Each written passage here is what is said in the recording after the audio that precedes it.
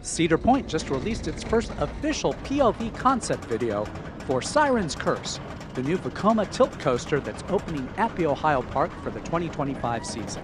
Now it's a race to see whether this or Circuit Breaker at the new Codaland Park in Austin, Texas will be North America's first tilt coaster. Now don't worry about that track ending up ahead. This is the unique element that gives this coaster model its name. That track we're on is about to tilt down, so we're going to drop from this 160-foot perch down to the nearly 3,000 feet of track on this new thrill ride. Let's enjoy POV of Siren's Curse at Cedar Point.